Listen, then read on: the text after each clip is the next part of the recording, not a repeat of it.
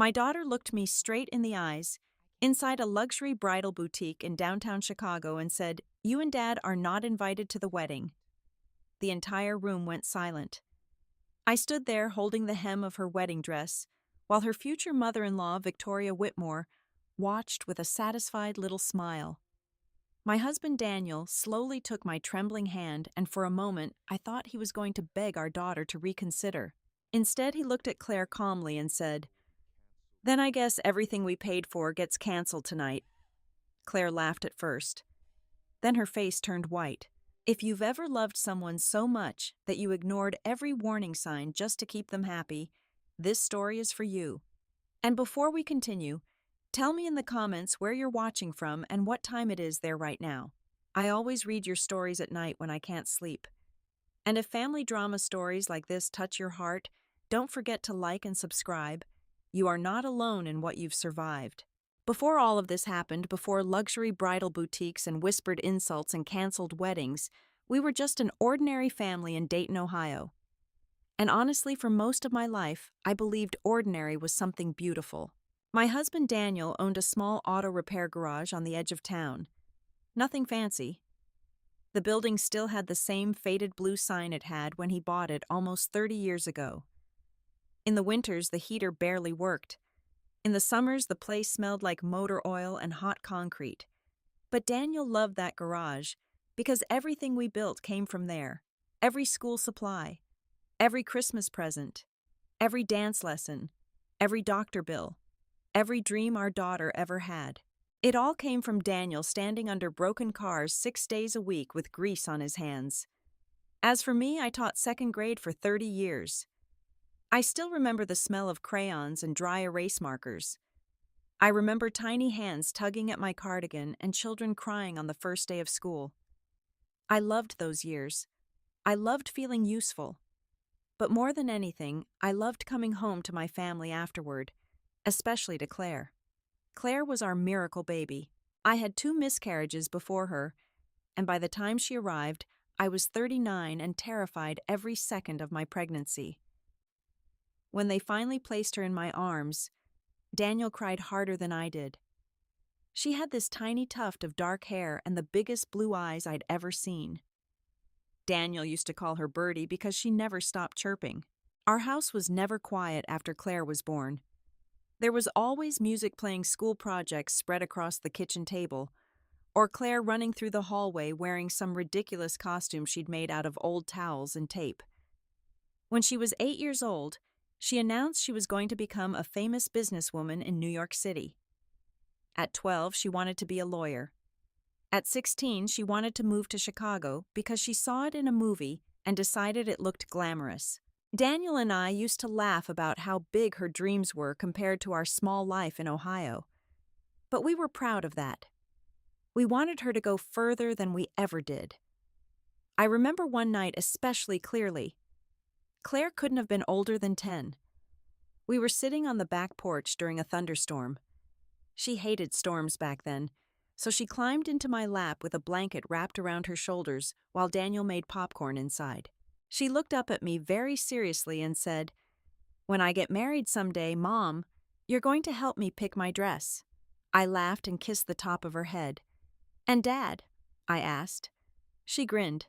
"Dad's gonna cry like a baby." Daniel overheard that part from the kitchen and shouted, "Absolutely not, Claire."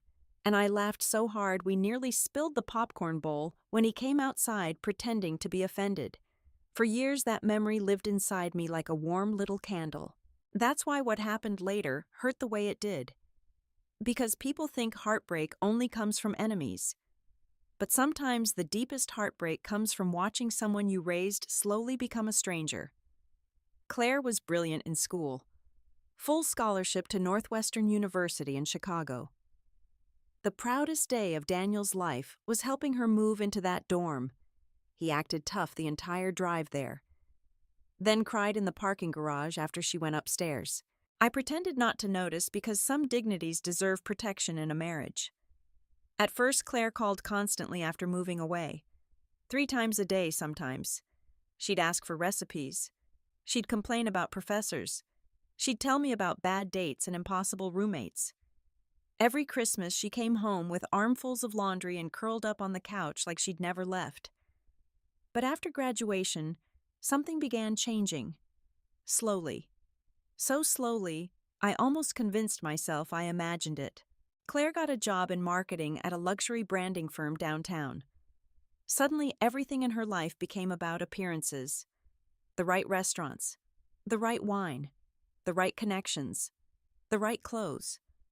At first, it seemed harmless. Young people change. That's normal. But then the little comments started. The first one happened during Thanksgiving about 6 years ago. Daniel had spent all morning smoking turkey outside while I cooked the side dishes. Claire arrived late wearing a cream-colored wool coat that probably cost more than my monthly grocery budget. She walked into the kitchen, looked around, and wrinkled her nose slightly. "Mom," she said carefully, "you really should update the cabinets in here." I laughed because I thought she was joking. But she wasn't. The house just looks... She hesitated, searching for the word. Dated. Daniel stopped carving turkey and looked at her for a long moment. "This house paid for your college degree," he said quietly. Claire rolled her eyes immediately. "That's not what I meant." But it was the first time I felt it. That strange invisible distance growing between us. After that, the comments became more frequent. She started correcting the way Daniel pronounced certain words. She told me not to wear floral blouses when visiting Chicago because they made me look older. One Christmas, she actually replaced Daniel's favorite pickup truck with a rental SUV while we were visiting her because she said the truck didn't fit the neighborhood vibe. I remember lying awake in the guest room that night, staring at the ceiling while Daniel slept beside me. And for the very first time in my life, I wondered if our daughter was ashamed of where she came from. Still, whenever I tried bringing it up, Daniel would shake his head. "She's just adapting," he'd say. "She loves us." And maybe that was the problem. We loved her so much that we explained away things we should have confronted. Then one evening, about a year before the wedding disaster, Claire called me sounding breathless. "Mom," she said, "I met someone." I smiled immediately, because despite everything, hearing excitement in my daughter's voice still made my heart light up. "What's his name?" I asked. There was a pause. Then she said the name that would eventually tear our family apart. Ethan Whitmore. At the time, I had no idea that name would someday make me dread answering my own phone. The first time we met Ethan Whitmore was at an upscale Italian restaurant in downtown Chicago. Even now, when I smell garlic and red wine together, I think about that night. Daniel and I had driven 3 hours from Dayton because Claire insisted this dinner was important. She sounded nervous on the phone all week. "Please dress nice," she'd told us twice. Not warmly, not casually, almost like a warning. I remember standing in front of my closet that afternoon, feeling strangely anxious. I changed outfits 4 different times before settling on a navy blue dress and pearl earrings Daniel gave me for our 30th anniversary. "You look beautiful," he told me as we left the house. But when we arrived at the restaurant, I suddenly felt underdressed anyway. The hostess led us through a glowing dining room filled with crystal chandeliers and soft piano music. Everyone looked polished, wealthy, effortlessly elegant. Then I saw Claire standing near the back beside a tall man in a charcoal suit. Ethan Whitmore. He was handsome in the kind of way magazines like to photograph. Dark blonde hair perfectly styled, straight white teeth, expensive watch, confident posture. And standing beside him was a woman who looked like she had spent her entire life making sure people noticed her. Victoria Whitmore. Even before she spoke, I knew she was the kind of woman who evaluated people within seconds. Her blonde hair was perfectly sculpted. Not styled, sculpted. Her makeup looked airbrushed. Diamonds flashed at both wrists whenever she moved. Beside her stood Ethan's father, Charles Whitmore, smiling too widely like a politician trying to seem approachable. Claire waved nervously when she saw us. "Mom, Dad." I moved forward immediately to hug her, but something about the embrace felt quick, distracted, like her attention was already somewhere else. "Mr. and Mrs. Wood," Ethan said smoothly, shaking our hands. "It's great to finally meet you." Daniel nodded politely. You too, son. Victoria stepped forward next. And I swear to you, the first thing her eyes did was scan my shoes. Not my face. My shoes. It's lovely to meet Claire's parents, she said with a thin smile. Her tone sounded pleasant enough, but something underneath it felt cold, like being touched by ice water. Throughout dinner, Ethan carried most of the conversation.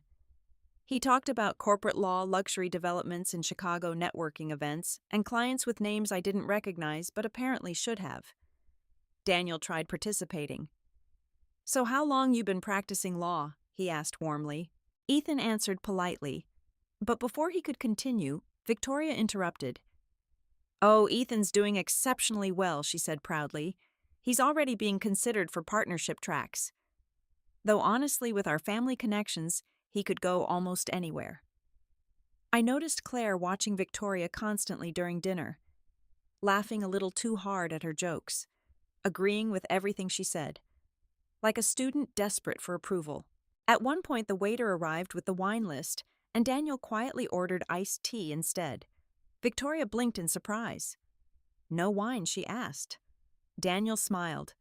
Never cared much for alcohol. Victoria gave a tiny laugh. Oh my. Charles and I practically live on Napa Valley Reds. Something about the way she said it made me feel like we had failed a test I didn't know we were taking. The entire evening felt like that. Tiny, invisible tests. When Daniel mentioned fixing engines, Charles responded with exaggerated fascination. Really fascinating. I've honestly never even been inside a repair garage. When I talked about teaching second grade, Victoria tilted her head sympathetically and said, that must require so much patience. Not admiration. Pity. I kept trying to tell myself I was imagining things, but mothers know when they're being looked down on. Toward the end of dinner, Claire excused herself to the restroom, and Ethan went to take a business call outside. That left the four of us sitting together, and that's when Victoria finally stopped pretending. She folded her napkin carefully and looked at me. Claire is extraordinary, she said. She's adapted beautifully to Chicago. Adapted. The word bothered me immediately. I smiled politely anyway. She's always been ambitious. Yes, Victoria replied. Not everyone manages to transition successfully into certain social environments. Daniel's jaw tightened slightly beside me. I knew that expression. He was getting angry. But before either of us could respond, Claire and Ethan returned to the table, and suddenly Victoria became charming again. The performance was almost impressive. After dinner, Claire insisted on showing us the Riverwalk nearby. Chicago glittered around us in the cold night air, while boats moved slowly beneath the bridges. For a little while, things almost felt normal again. Claire linked her arm through mine. Ethan joked with Daniel. The city lights reflected across the water beautifully. Then Claire casually said something that stayed with me for months afterward. We're having brunch at the country club Sunday with Ethan's family friends, she said. Daniel smiled. Country club, huh? Fancy. Claire laughed nervously. Well, there's kind of a dress code. Daniel's smile faded slightly. What's that supposed to mean? Nothing, Claire said quickly. I just mean, maybe don't wear jeans. Daniel stared at her. I own other pants, Claire. She looked embarrassed immediately. I know, Dad. That's not what I meant. But it was, again. Everything suddenly felt like corrections, adjustments, improvements, as if our daughter had begun editing us out of embarrassment. On the drive home that night, Daniel stayed unusually quiet. About halfway to Dayton, he finally said, "That woman doesn't respect us." I looked out the passenger window at the dark highway. She barely knows us. She knows enough, he replied. I didn't answer because deep down I knew he was right. Still, I tried defending Claire. She's probably just nervous around them. Daniel gripped the steering wheel tighter. Natalie, did you notice how hard she worked to impress them? I had noticed. Every laugh, every apology, every careful word. It was like watching someone audition for acceptance. A few weeks later, Claire invited us to Ethan's family penthouse for Christmas. That was when I truly understood how different our worlds were. The penthouse overlooked Lake Michigan through massive floor-to-ceiling windows. There were catered appetizers, a bartender valet parking, and a Christmas tree so enormous it nearly touched the ceiling. I remember standing there holding my homemade pecan pie, feeling ridiculous. Victoria accepted the pie with a polite smile. "How charming," she said. Charming. Not delicious, not thoughtful. Charming. The evening only became worse from there. Claire pulled me aside at one point and whispered, "Mom, next time, maybe don't bring food unless Victoria asks first." I stared at her in shock. "I've brought pecan pie to every Christmas your entire life." "I know," she said quickly. "It's just, things are different here." Different. That word again. Later that night, I walked into the kitchen unexpectedly and overheard Victoria speaking softly to Claire. "You have so much potential," she was saying. "But image matters, sweetheart. The people Ethan associates with notice everything." Claire nodded silently. Then Victoria added the sentence that changed how I saw everything afterward. "You can love where you came from without staying attached to it." I don't think Victoria realized I heard her, but Claire did. Because when she turned and saw me standing there, the color drained from her face. And for the first time in my life, my daughter looked at me not with love, but embarrassment. About 4 months after that Christmas party, Claire called me crying, not sniffing politely, not trying to sound composed, really crying. I nearly dropped the grocery bag I was carrying when I heard her voice. "Mom," she whispered. "Claire, honey, what's wrong?" For a second, she couldn't even answer. I heard her trying to breathe through tears. Then finally she said, "Ethan proposed." I froze in the middle of my kitchen. Oh my God. Daniel looked up from the newspaper immediately when he saw my face. I put the call on speaker. Claire started crying harder the moment she heard her father say Birdie, and suddenly for just a moment she sounded like our little girl again. Ethan had proposed at a rooftop restaurant overlooking downtown Chicago.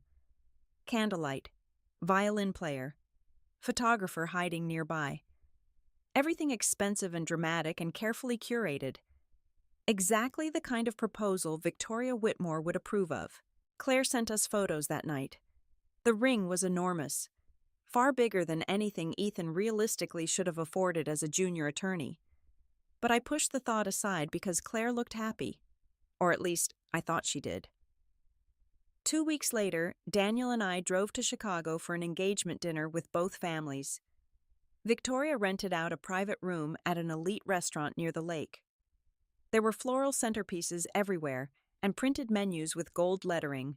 Printed menus. For an engagement dinner. The entire evening felt more like a corporate event than a family celebration. Victoria took charge of every conversation immediately. "The wedding absolutely must be in Chicago," she announced while sipping champagne. "A proper wedding requires sophistication." Daniel smiled politely. "Long as the kids are happy." Victoria barely acknowledged his comment. "I already have ideas for venues," she continued. "The Astoria Ballroom would photograph beautifully." Claire's eyes widened nervously. "Victoria, that place is probably way too expensive." Victoria waved her hand dismissively. "Oh, weddings are investments in reputation. Investments in reputation. Not love. Not family. Reputation." I glanced at Ethan, expecting him to say something reasonable. Instead, he simply nodded. "Mom knows the event industry really well." Daniel shifted beside me uncomfortably. Then Victoria began listing possible wedding features like she was planning a royal coronation. Ice sculptures. String quartet, designer invitations flown in from New York, imported flowers, custom lighting, luxury transportation. By the time dessert arrived, I felt physically anxious. Claire noticed. After dinner, she pulled me into the restroom privately. "Mom," she whispered immediately, "please don't freak out." That sentence alone told me something was wrong. "What is it?" Claire leaned against the marble counter and rubbed her forehead. "Victoria has expectations." "What kind of expectations?" "She wants the wedding to be perfect." I stared at her. "Honey, every bride wants that." "No," Claire said quietly. "You don't understand." And suddenly I did understand. Claire wasn't planning her wedding anymore. Victoria was. She already booked a wedding planner without asking me, Claire admitted. And she keeps saying the wedding needs to reflect the Whitmore family image. I felt anger rise in my chest immediately. What about your image? Claire gave a tired little laugh. That's becoming the same thing. I hated hearing her say that. A few weeks later, the financial conversations started. At first, they were subtle. Claire mentioned Ethan was between investment cycles. Then she explained Charles Whitmore had money tied up in commercial properties. Then she casually mentioned Victoria thought the bride's family traditionally handled certain wedding expenses. Daniel and I looked at each other during that phone call, but said nothing, because we had saved money for Claire's future for years. Not millions, not luxury penthouse money, but enough to help our daughter begin married life comfortably. After we hung up, Daniel sat quietly at the kitchen table for a long time. Finally, he asked, "How much do you think this wedding's going to cost?" I laughed nervously. I don't even want to know. But eventually we found out. The venue alone cost more than our first house. I nearly fainted when Claire accidentally emailed me one of the planning spreadsheets.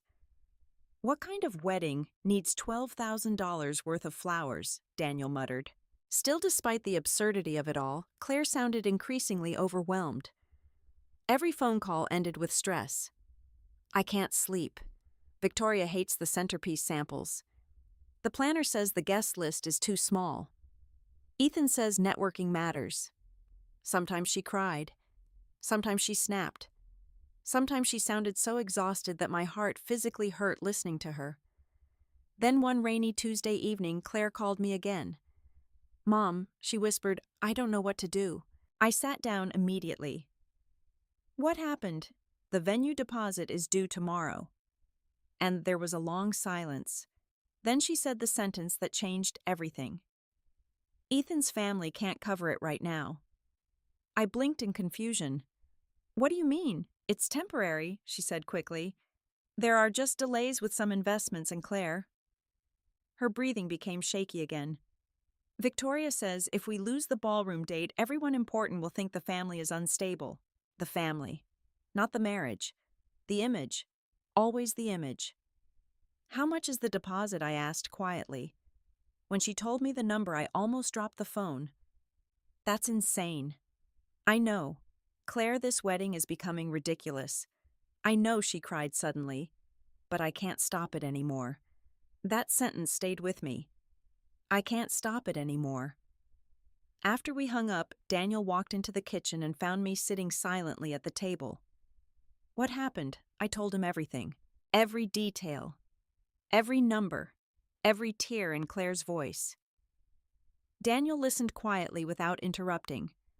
Then he walked to the window and stared outside at the dark backyard for nearly a full minute. Finally, he turned around. "She's drowning." I nodded slowly. "She is, and she's too embarrassed to admit it." The next morning, Daniel withdrew money from our retirement savings. I argued with him. Hard. We worked our entire lives for that money. She's our daughter. She's also an adult. Daniel looked exhausted already. "You think I don't know that, in the end, we paid the venue deposit? Not because Victoria pressured us. Not because Ethan asked. Because our daughter sounded terrified. And once that first payment happened, the rest followed like dominoes. The florist, the catering, the photographer, the live band, the designer invitations, the honeymoon suite in Hawaii. Every few weeks, another emergency appeared. Every time Claire sounded ashamed asking. Every time Daniel said yes anyway. But the strangest part wasn't the money. It was the secrecy. One afternoon after I paid the bridal boutique directly for Claire's dress, she grabbed my hand tightly outside the store. "Mom, please don't tell Victoria you covered this." I frowned immediately. "Why not?" Claire looked around nervously before answering. "She'd be offended. Offended that your parents helped pay for your wedding. She thinks appearances matter." There was that word again. Appearances. I stared at my daughter standing there in expensive heels and a cashmere coat, looking more anxious than happy. And for the first time, a cold thought slipped quietly into my mind. What if this wedding wasn't about love at all? What if it was a performance and worse? What if Claire no longer knew the difference? About 3 months before the wedding, Daniel and I attended what Victoria called a private tasting event. Apparently, in wealthy Chicago wedding culture, people didn't simply choose food anymore. They hosted entire evenings dedicated to sampling miniature portions while discussing presentation aesthetics. I wish I were joking. The event took place at the ballroom where Claire and Ethan planned to marry. The Astoria was one of those historic downtown hotels with enormous crystal chandeliers and polished marble floors so shiny you could practically see your reflection in them. The moment Daniel and I walked inside, I felt out of place.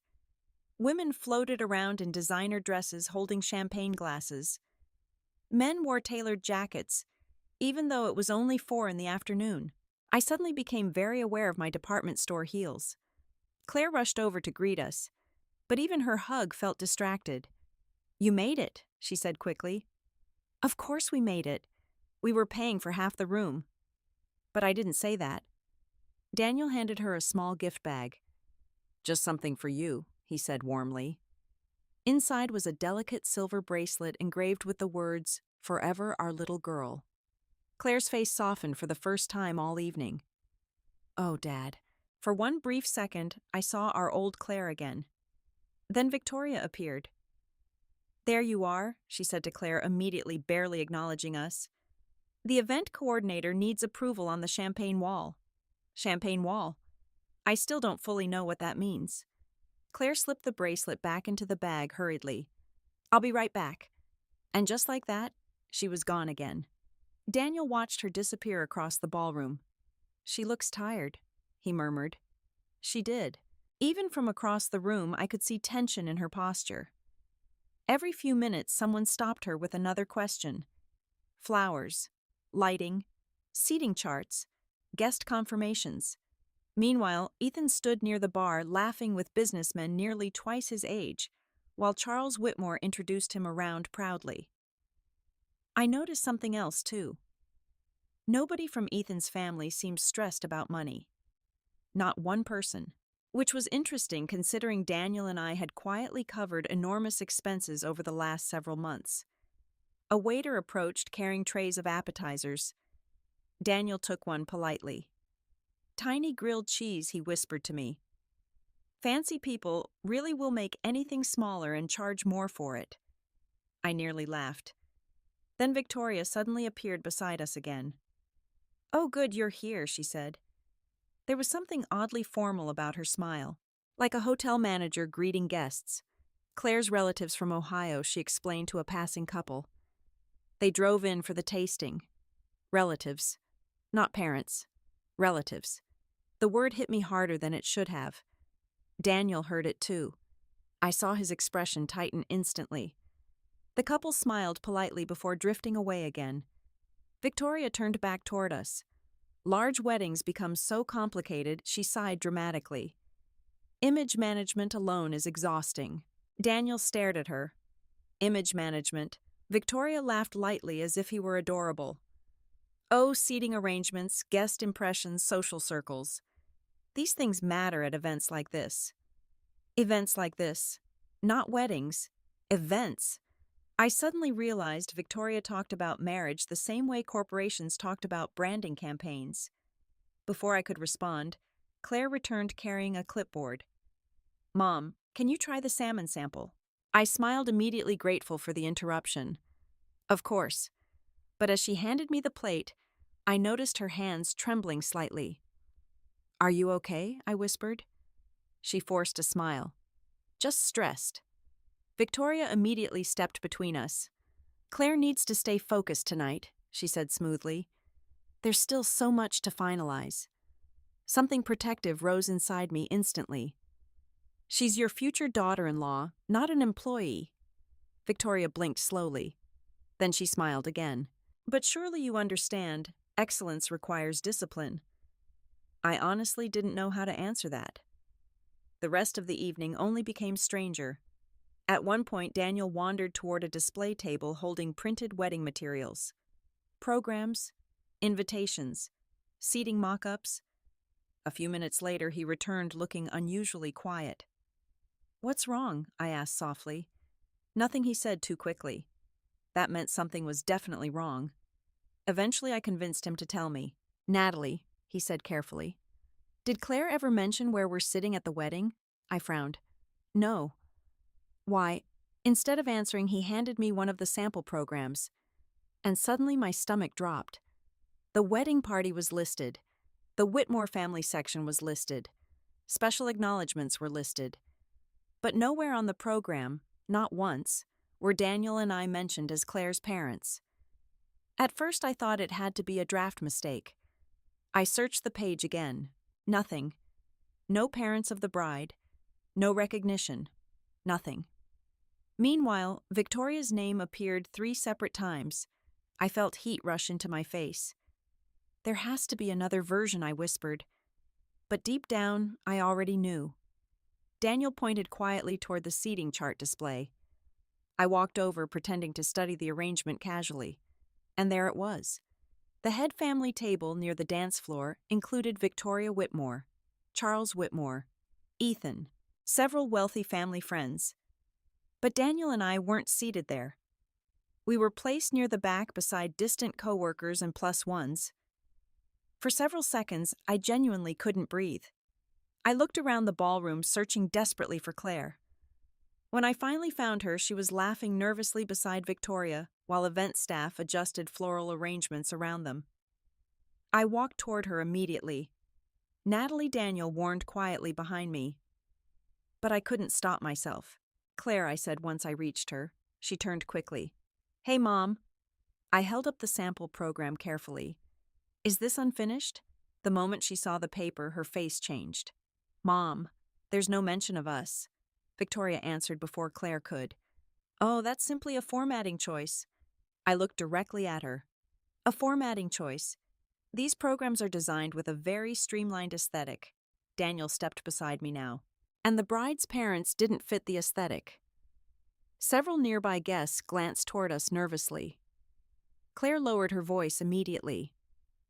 "Dad, please, please, not you're right, not I'm sorry, please."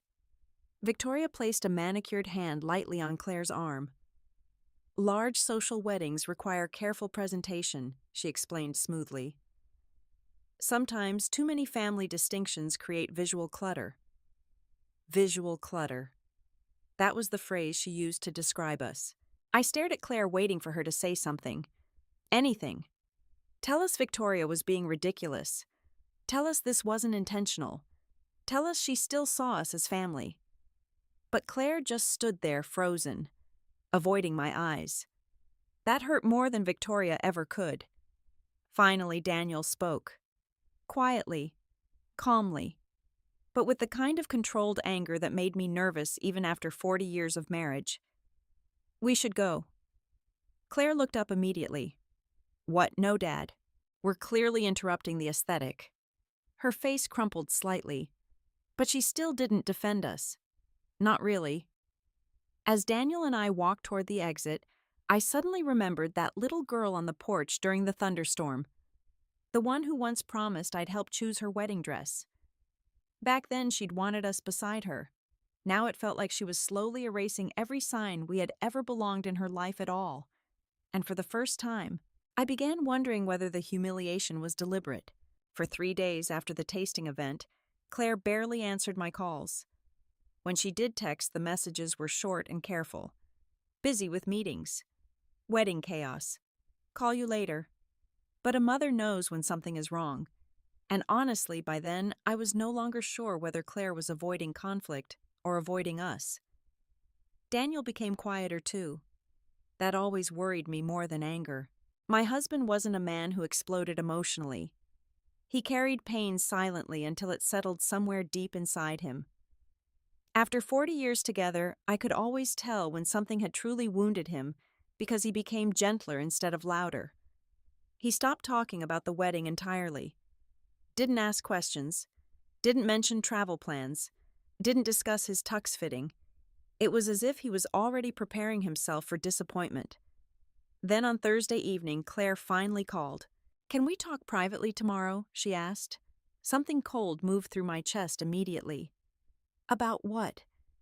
Just, please. Her voice sounded exhausted. I looked over at Daniel sitting in his recliner watching the evening news.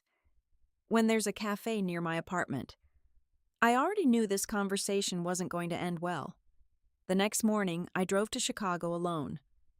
Daniel offered to come with me, but something told me Claire specifically wanted him absent.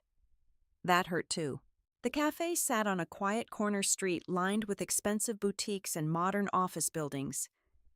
Everything in that neighborhood looked polished and cold. Claire was already there when I arrived. She looked beautiful and miserable. Her hair was perfectly styled, her makeup flawless. Her cream-colored coat probably cost more than my first car, but her eyes looked hollow. The moment I sat down across from her, she reached for her coffee cup with shaking hands. "Mom," she whispered. I waited. For a few seconds, neither of us spoke. Finally, I said softly, "What's happening to you?" That question nearly broke her immediately. Tears filled her eyes so fast she had to look away. "I'm trying so hard," she said quietly. "To do what? To make everything work." I leaned forward. "Claire weddings are supposed to bring families together. Why does this one feel like it's tearing ours apart?" She rubbed her forehead tiredly. "You wouldn't understand." The words stung instantly. "Then help me understand." Claire stared down at the table. "Victoria says appearances matter." There it was again. That word.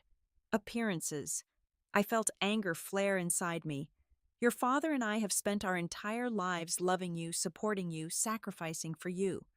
And somehow now we're embarrassing because we don't belong to a country club. That's not fair. Isn't it?" She looked trapped. Like someone standing between two moving trains. "Ethan's world is different," she whispered. "Different doesn't mean better." "You don't get it, Mom. These people notice everything. The way people dress. The way they talk. Where they vacation. Who they associate with." I stared at my daughter in disbelief. Who they associate with. The moment I repeated the words out loud, she realized how horrible they sounded.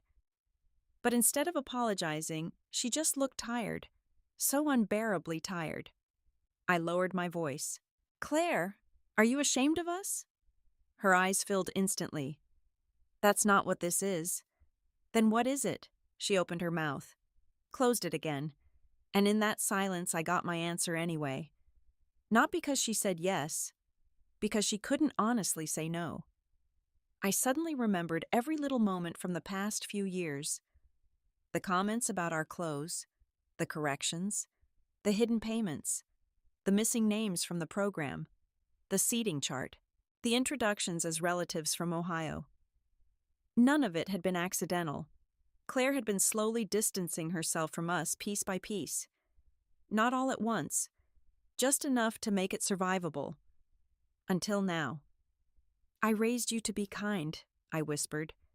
Claire's face crumpled. "Mom, please. No, I need to understand something. Did Victoria ask you to do this?" Claire looked away immediately. That was answer enough. My stomach turned. "She actually asked you to separate yourself from your own parents." "It's complicated." "No, it's cruel." Claire suddenly became defensive. "You don't know what kind of pressure I'm under." I stared at her. What pressure could possibly justify this? Then she finally snapped. Everything she'd apparently been holding inside exploded at once. "You don't fit into this world," she cried too loudly for the quiet cafe. "Okay, you and Dad make people uncomfortable." The sentence hit me like physical pain. Nearby customers turned to stare. Claire lowered her voice, immediately horrified by her own outburst. But it was too late. I heard it. Every word. "You think your father makes people uncomfortable because he fixes cars for a living. That's not what I meant." "Then explain it to me." She looked panicked now. "Mom, please don't do this here." I leaned back slowly in my chair. For a moment, all I could think about was Daniel. Daniel teaching Claire to ride a bicycle. Daniel staying awake beside her hospital bed when she had pneumonia at 13. Daniel working overtime for years so she could graduate college debt-free. Daniel crying in the parking garage after dropping her at Northwestern because he already missed her. And now somehow that man wasn't good enough to stand beside his own daughter at her wedding. My voice shook when I spoke again. "What exactly are you trying to say?" Claire swallowed hard. Then quietly, almost mechanically, she said the sentence that destroyed something between us forever. "Victoria thinks it would be better if you and Dad didn't attend the wedding." For several seconds I genuinely thought I misheard her. What tears rolled down her cheeks now. "She thinks some guests may judge what our background." I laughed once, a broken little sound I barely recognized as my own voice. "Our background." Claire started crying harder. "Mom, please understand. Ethan's family has important connections. There will be investors there. Politicians, society people. God help me." I nearly slapped her for saying that. Instead, I whispered, "And what are we?" She couldn't answer. At that exact moment, someone stepped beside our table. Daniel. My heart stopped. I hadn't known he came after all. Claire looked absolutely stricken. "Dad?" He looked at her quietly. Not angry, not emotional, just deeply hurt. And somehow that was worse. "How much did you hear?" Claire whispered. Daniel pulled out the empty chair beside me and sat down slowly. "All of it." Nobody spoke. The silence felt unbearable. Finally, Daniel looked directly at Claire and asked the question I couldn't bring myself to say. "So your mother and I aren't invited to your wedding?" Claire completely broke then, sobbing, shaking, crying hard enough that nearby customers openly stared. But even through all those tears, she still said yes. "I'm sorry," she whispered. "I'm so sorry." Daniel nodded once, very slowly. Then he asked the question that would haunt Claire for the rest of her life. "If we're too embarrassing to attend," he said quietly, "why were we acceptable enough to pay for it?" Claire froze. Actually froze. Because suddenly she understood something terrible. Daniel knew. Not just about the payments. About all of it. The silence stretched endlessly. Then my husband stood up, calmly, took my hand gently, and looked at our daughter one final time. "You're not invited to the wedding," Claire had said. But Daniel's response would destroy everything that came after. The strange thing about heartbreak is how quiet it can become after the worst words are finally spoken. I always imagined moments like that would feel dramatic. People screaming, tables overturned, tears and chaos.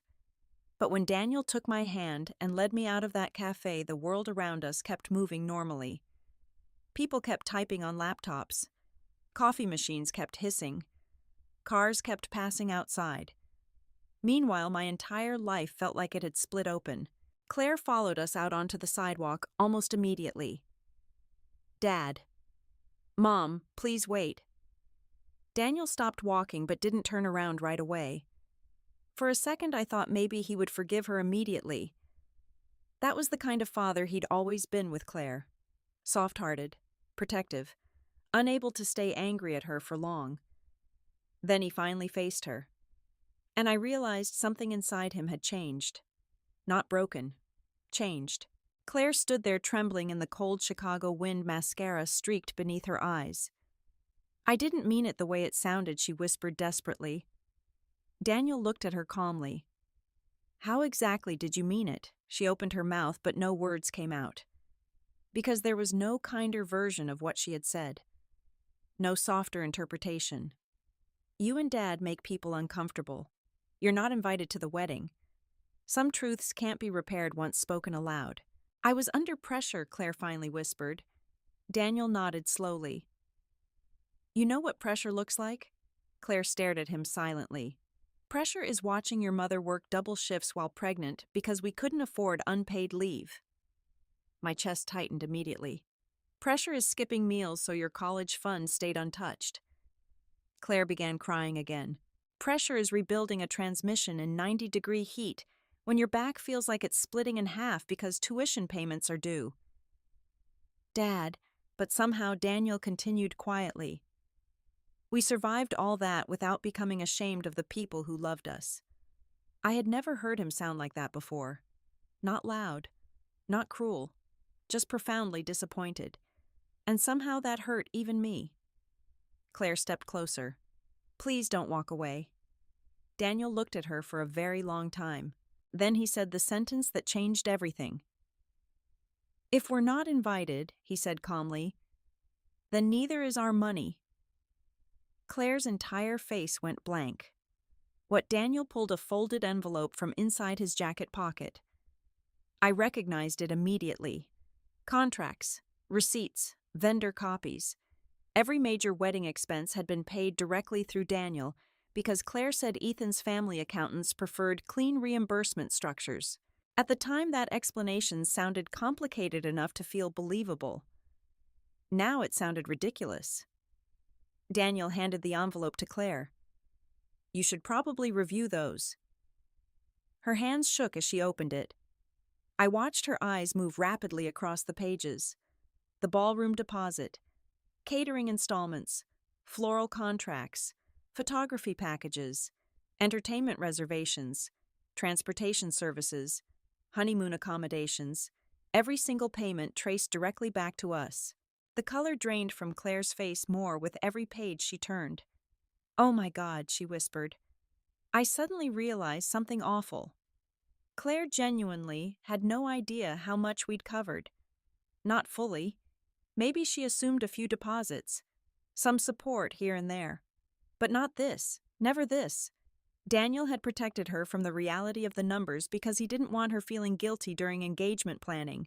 And now the truth was hitting her all at once. You paid for the band too, she whispered weakly. Yes, the hotel blocks. Yes, the flowers. Yes, Claire looked physically ill now. Why didn't you tell me? Daniel almost laughed at that.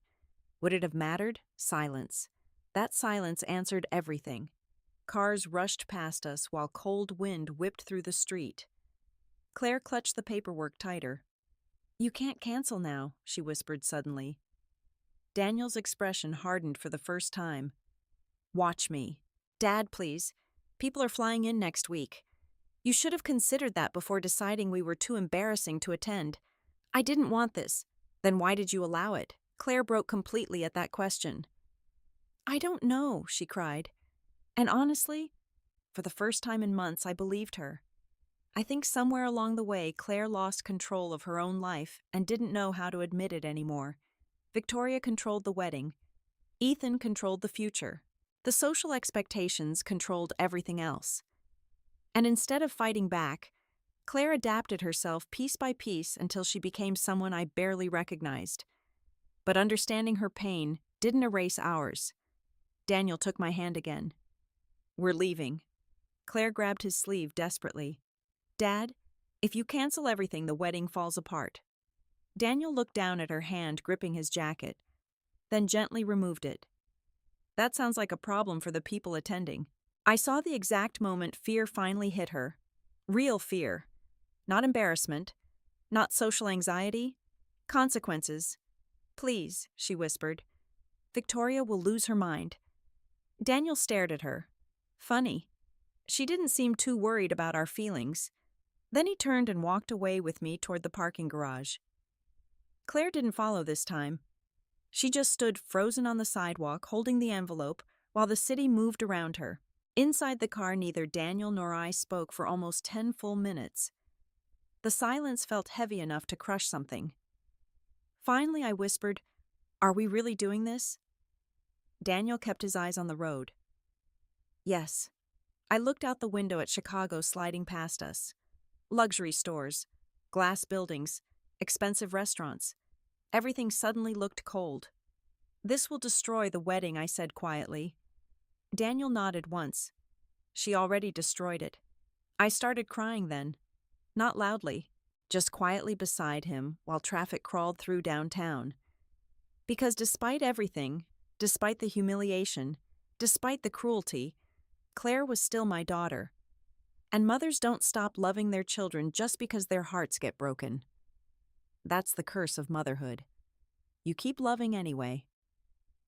By the time we reached our hotel, it was almost dark outside. Daniel removed his jacket silently and sat at the small desk near the window. Then he opened his laptop. I already knew what he was about to do. My stomach twisted immediately. Daniel. He looked at me gently. Natalie, if we let this continue, we teach her that love means accepting humiliation. I sat heavily on the edge of the bed. She's being manipulated. She's also making choices. That hurt because it was true. Daniel opened the wedding contracts one by one. The ballroom cancellation policy, the florist agreement, the catering schedule. He had organized everything meticulously for months. Because that's who my husband was. Reliable, careful, dependable. The kind of man who built his life around protecting the people he loved. And now our daughter had treated him like something shameful to hide. Daniel picked up the hotel phone first. "Good evening," he said calmly once someone answered. "This is Daniel Wood regarding the Astoria wedding reservation under Whitmore Woodman." My chest tightened instantly. He listened quietly, then said the words that made everything suddenly real. "I'm calling to cancel." I closed my eyes immediately. Even after everything Claire said, hearing those words still hurt. The woman on the other end began explaining cancellation penalties and refund policies. Daniel listened without emotion. "That's fine," he replied. "Process it immediately." When he hung up, the room felt different somehow, like there was no path backward anymore. Then his cell phone rang. Claire. He stared at the screen for several seconds before silencing it. A minute later, it rang again. Then again.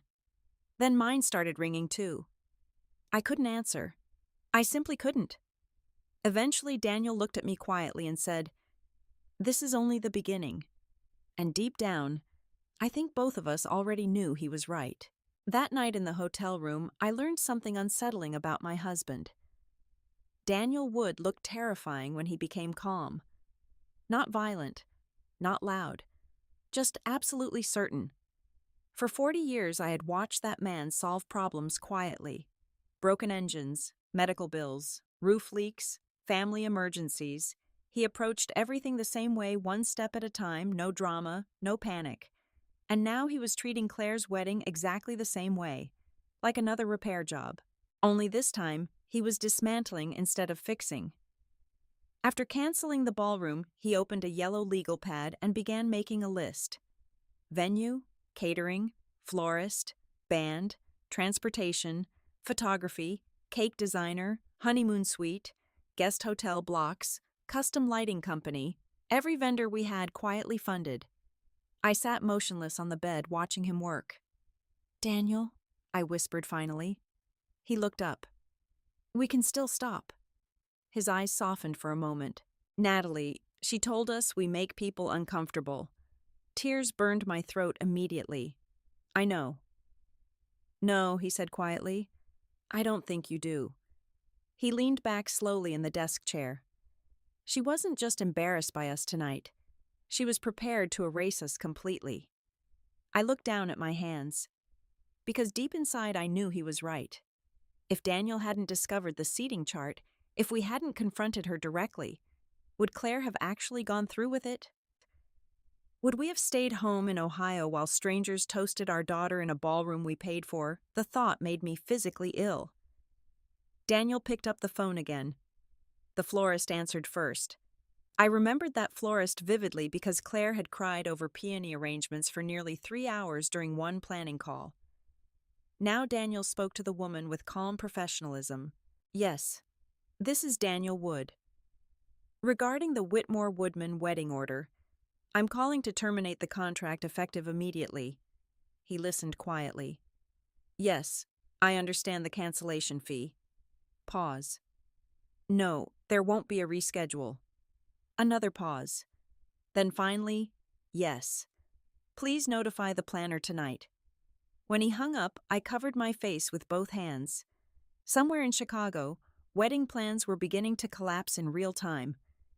The next call was the catering company, then the band, then the luxury transportation service. Every conversation sounded surreal. Yes, cancel the Rolls-Royce reservation.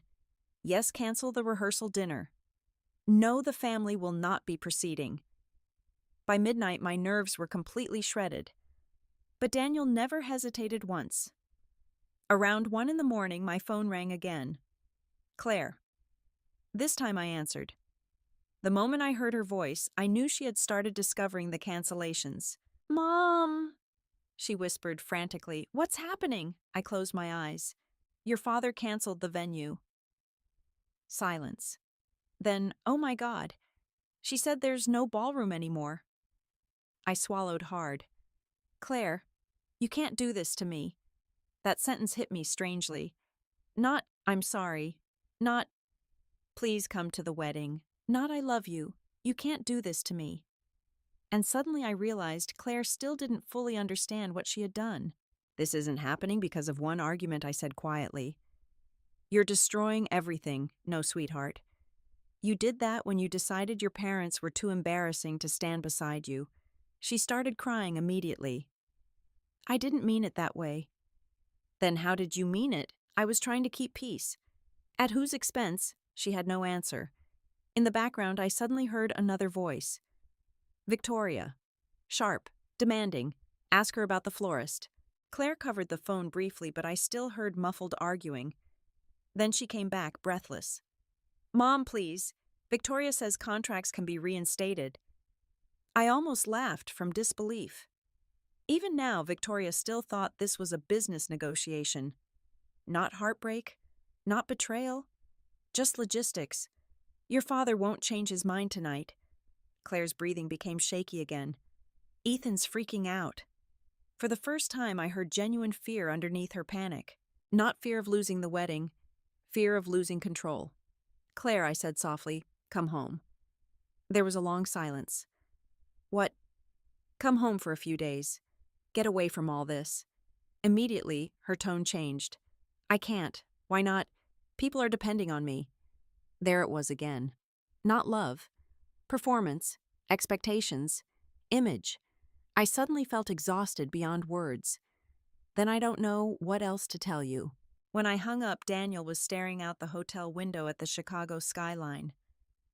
She still doesn't get it, I whispered. No, he agreed quietly. Not yet.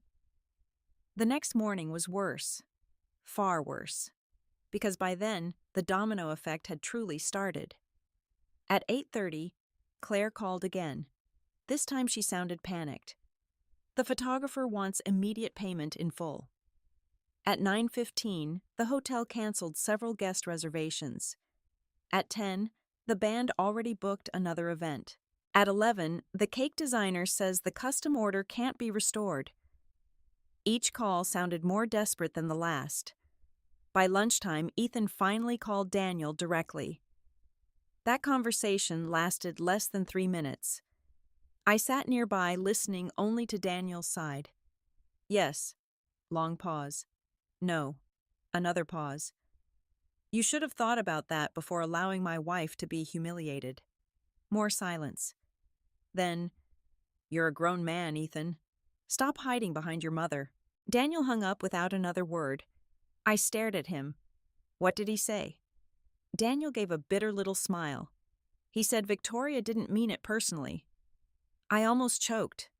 Not personally.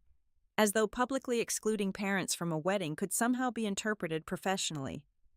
Around mid-afternoon, there was a knock at our hotel room door. I opened it and nearly gasped. Megan Doyle stood there holding 2 coffees. Megan had been my closest friend since college.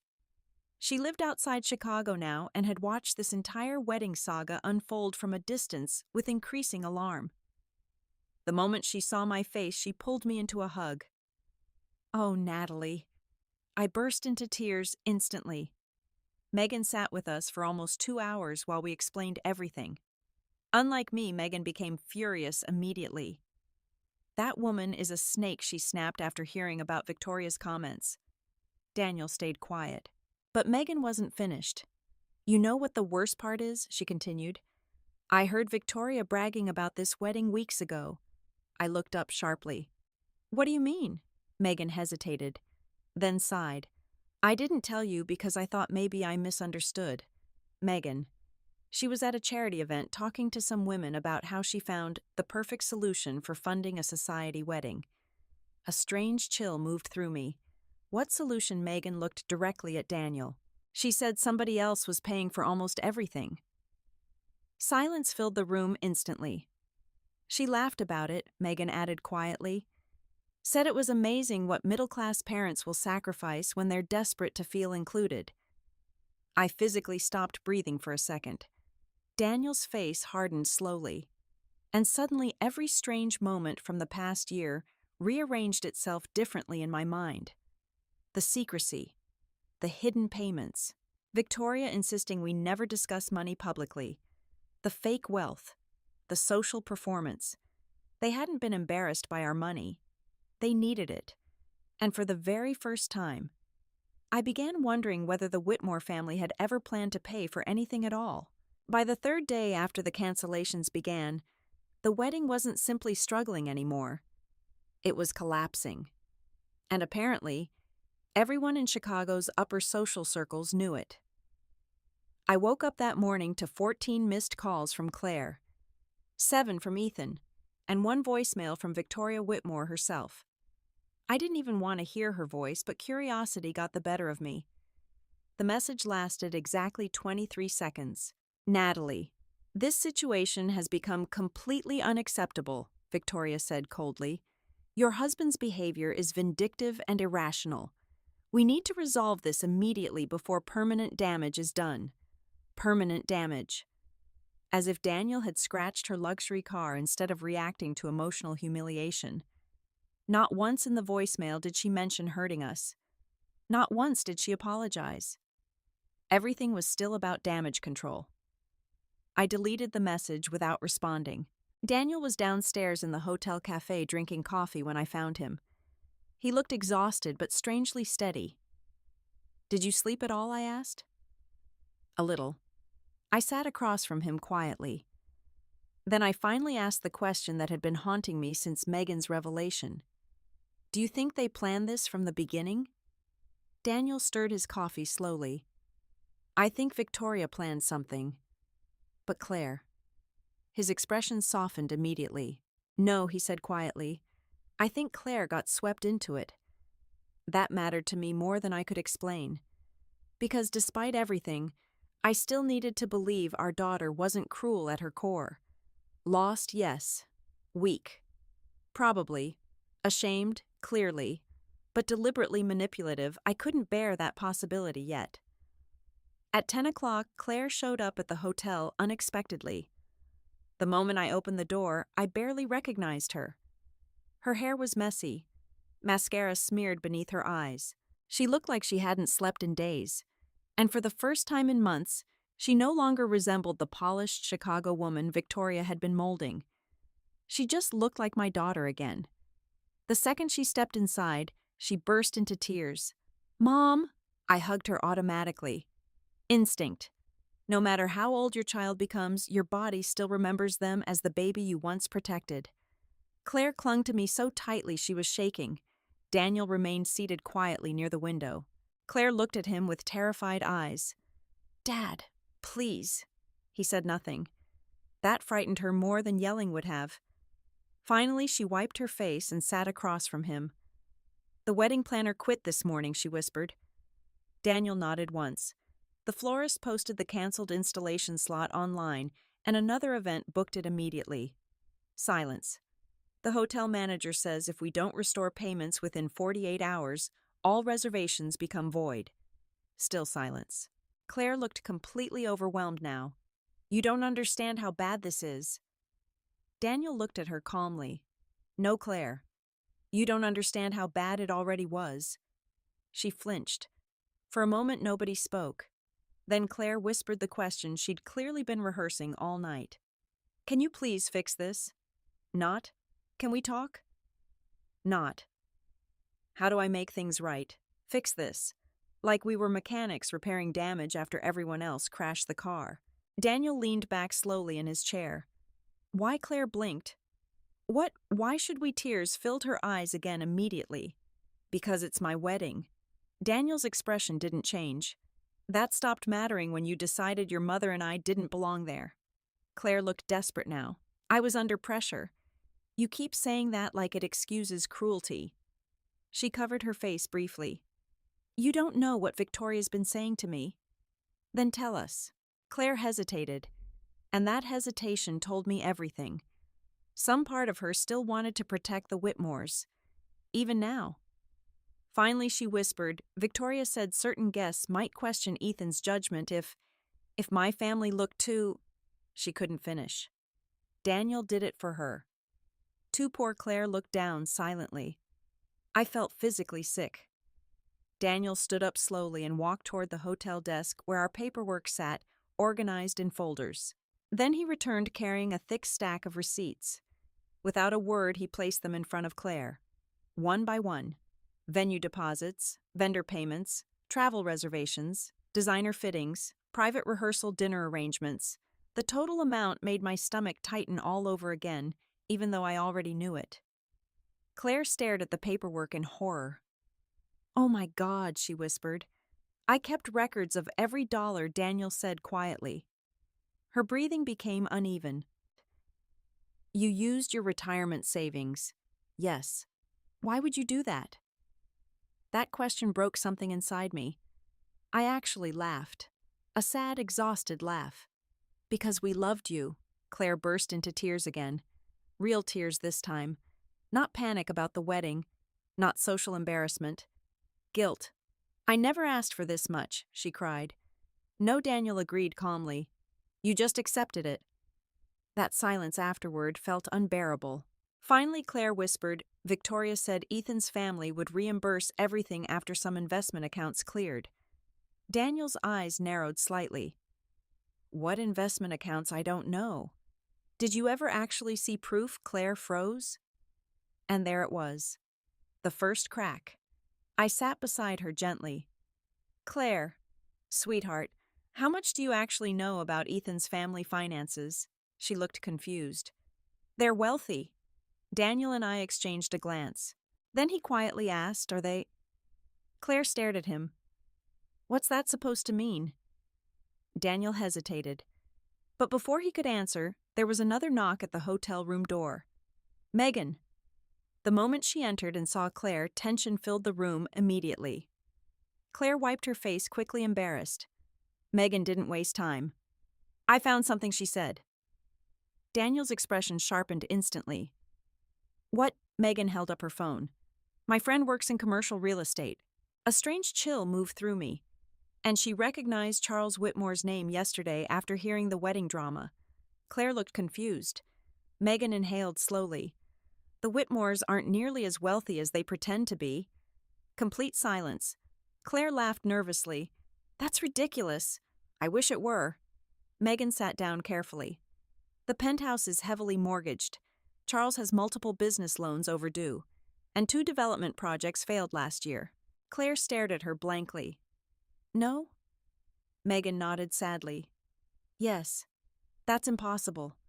Claire, Megan said softly, wealthy people don't usually ask the bride's middle-class parents to secretly finance an entire luxury wedding.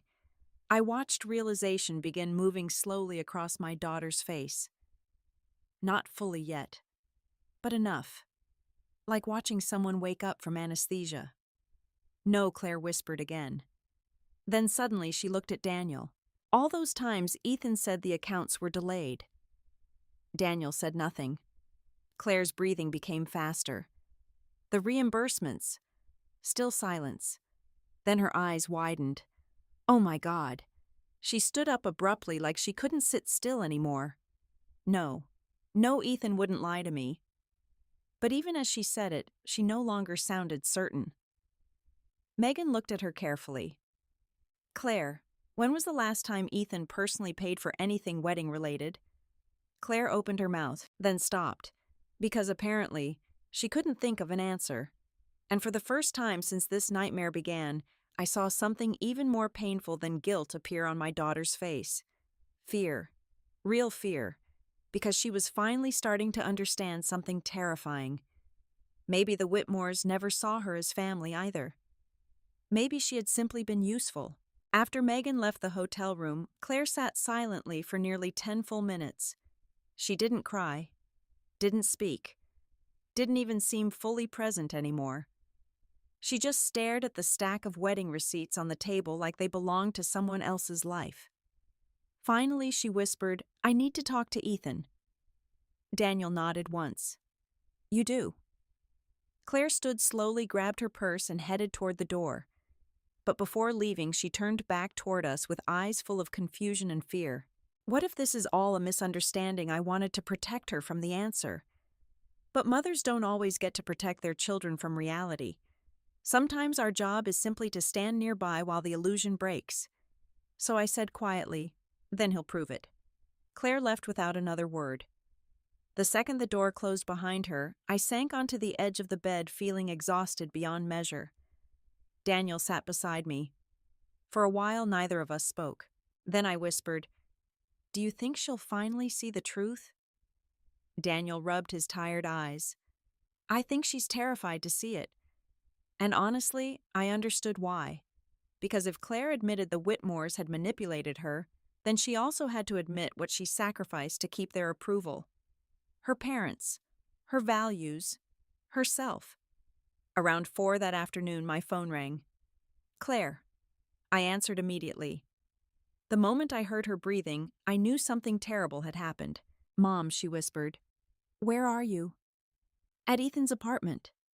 Her voice sounded hollow, like something inside her had cracked open. "What happened?" For several seconds she said nothing. Then quietly, "You were right." My chest tightened instantly. "What did Ethan say?"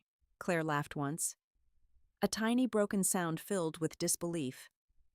"At first he denied everything." I closed my eyes. Of course he did. He said Megan's information was exaggerated.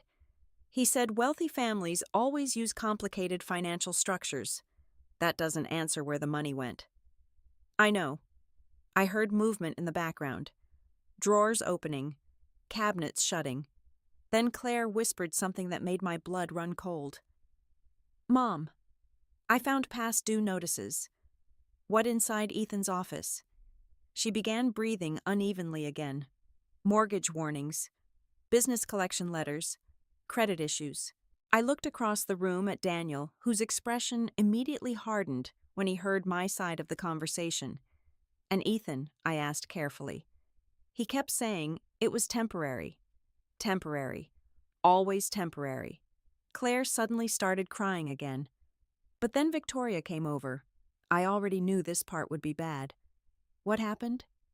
At first, Claire couldn't answer. Then finally she whispered. She didn't even deny it. I felt sick. She just sat there calmly and said, "Wealthy families experience liquidity complications all the time." Daniel muttered bitterly under his breath. "Unbelievable." Claire continued shakily.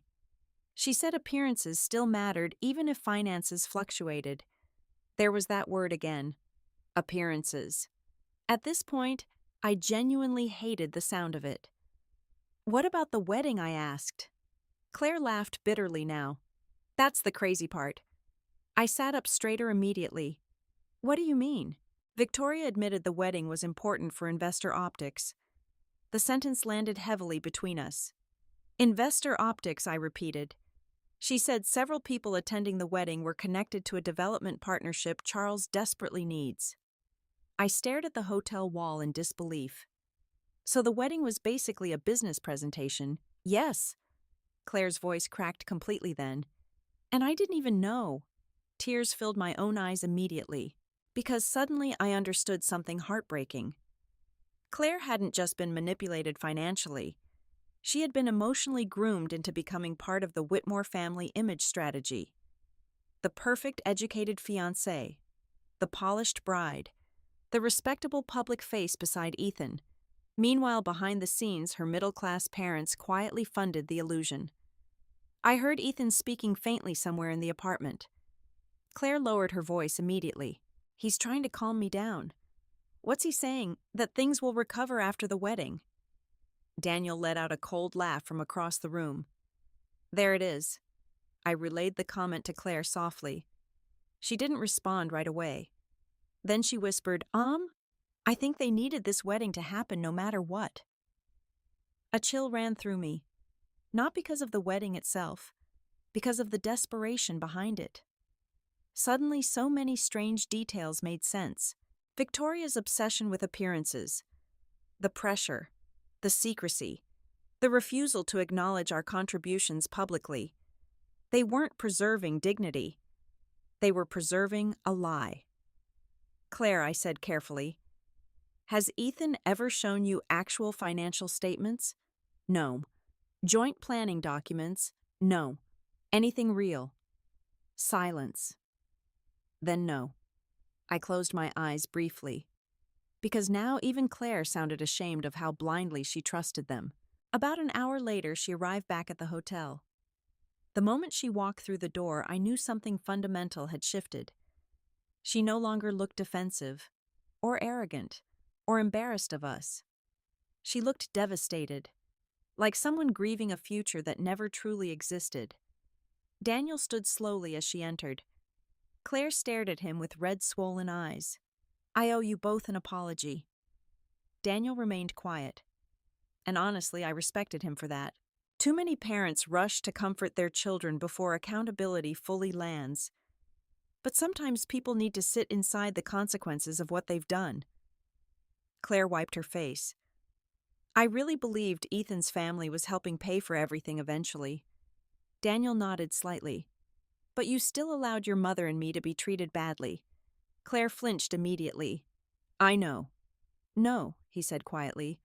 I don't think you fully do. The room became silent again. Then Daniel walked to the window before continuing. You didn't just hurt us, Claire. His voice remained calm. You agreed to erase us. Tears rolled down her face instantly. I was trying to belong. That sentence broke my heart, because underneath all the terrible decisions was still the same little girl from Ohio who once dreamed of becoming extraordinary. Only somewhere along the way, she started believing extraordinary people came from wealth instead of character. Daniel turned back toward her slowly. You know what belongs means? Claire looked at him helplessly. It means people make room for you without asking you to betray yourself first. The silence afterward felt almost sacred. Claire began sobbing again. I don't know how I became this person. I walked over and held her then. Not because she deserved immediate forgiveness, not because the pain disappeared, but because she was finally telling the truth, and truth was the first real thing we'd heard in months. Later that evening, Claire admitted something else, something that frightened me even more. Victoria kept talking about the future after the wedding, she whispered. What future? She said once Ethan and I were married, we'd become one financial unit. Daniel's expression darkened immediately. Claire continued shakily. She kept saying family wealth should eventually flow together. I froze. What exactly does that mean? Claire swallowed hard. She asked questions about your retirement savings. The room went completely silent. And the house, Claire added weakly. And whether you had life insurance. A cold wave of horror moved through me. Daniel's jaw tightened instantly. For the first time since this nightmare began, I saw real anger in his eyes. Not hurt, not disappointment, protective anger. And suddenly the wedding disaster no longer felt like simple social humiliation. It felt like something much darker hiding underneath. That night, none of us slept much. Claire stayed in the hotel with us because she said she couldn't bear going back to Ethan's apartment. Daniel gave her the bed while he took the small couch near the window. I lay awake beside him, listening to the city traffic below and wondering how everything had unraveled so completely. Around 3 a.m, I heard quiet crying from the bathroom. Claire. I found her sitting on the floor, wrapped in one of the hotel towels, staring blankly at her engagement ring. For a moment, she looked 10 years old again. Small, lost, ashamed. I feel stupid, she whispered without looking up. I sat beside her carefully. You're not stupid. Yes, I am. No, you were manipulated. Claire shook her head slowly. I helped them hurt you. That sentence hurt because it was true. But it also mattered that she finally understood it. For a long time, we sat there silently together. Then Claire whispered something I never expected to hear from her. I think Victoria hates where I came from. I looked at her sadly. No, sweetheart. I think Victoria hates anything she can't control. Claire stared at the ring on her finger. She used to compliment me whenever I changed something about myself. What do you mean? My clothes, the way I talked, the restaurants I liked, the people I spent time with. A chill moved through me. She praised you for becoming more like her. Claire nodded weakly, and I kept thinking that meant she accepted me. That broke my heart. Because underneath all of Claire's terrible choices was something painfully human. She wanted approval. She wanted to feel worthy in a world that constantly measured value through status and appearance. And Victoria Whitmore had understood exactly how to exploit that insecurity. The next morning was worse. At 9:30, Ethan arrived at the hotel unexpectedly. The moment I opened the door and saw him standing there in yesterday's wrinkled suit, I barely recognized him too. Gone was the polished confidence. Gone was the smooth corporate charm. He looked exhausted, panicked, desperate. "Can I talk to Claire?" he asked immediately. Daniel stood up from the couch. "You can talk here." Ethan hesitated but stepped inside. Claire emerged slowly from the bedroom, still wearing borrowed sweatpants and no makeup. Ethan's face softened the second he saw her. "Claire," she didn't move toward him. That clearly rattled him. For several seconds, nobody spoke. Then Ethan looked directly at Daniel. "I know you're angry." Daniel crossed his arms. "That's one word for it." Ethan inhaled slowly. "My parents should have handled things differently. Differently. Not wrongly. Differently." Daniel noticed it too. "You still don't get it," he said quietly. Ethan rubbed his forehead. "I'm trying to fix this." "There shouldn't have been anything to fix." Claire finally spoke. "Were you ever going to tell me the truth about your family's finances?" Ethan froze. And in that hesitation, I got my answer before he even spoke. "It wasn't exactly a secret," he said carefully. Claire stared at him in disbelief. "You let me believe your family was paying for this wedding. We intended to." Daniel actually laughed then. A cold, humorless sound. With what money, Ethan's jaw tightened slightly. "You don't understand how investment cycles work." "There it is again," Daniel replied.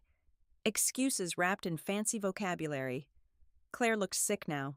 "Ethan, were you ever going to reimburse my parents?" "Yes, when after the wedding."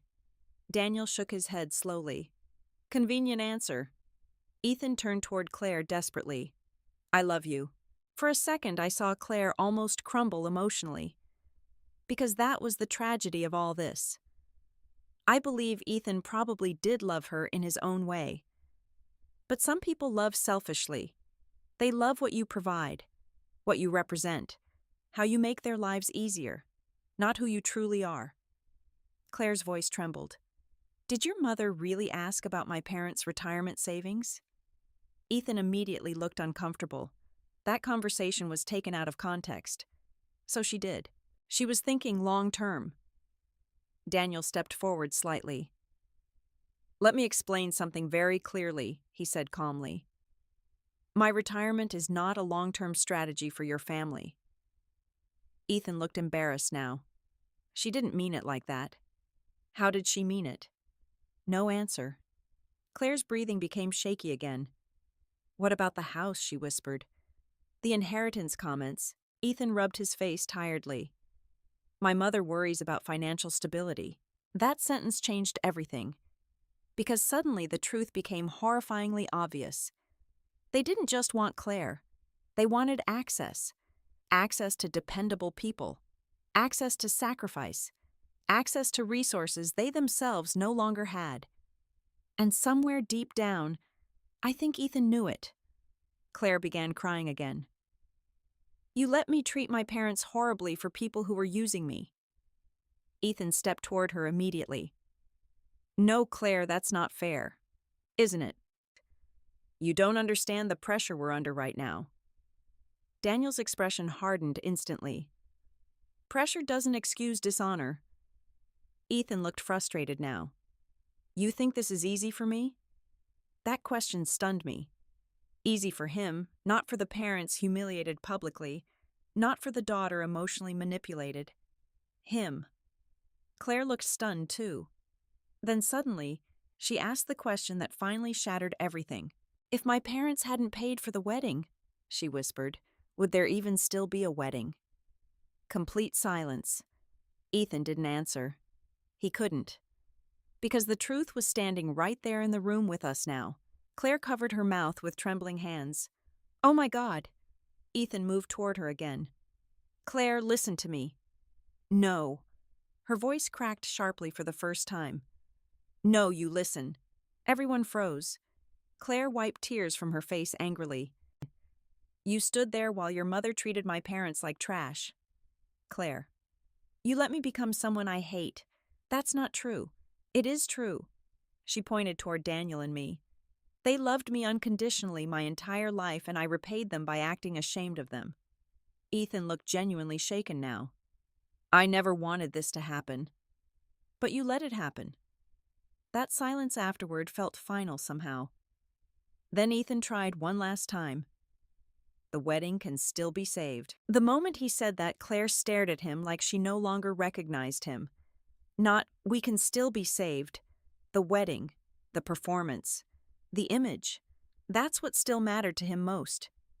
Claire slowly removed her engagement ring. My breath caught immediately. Ethan's face went pale.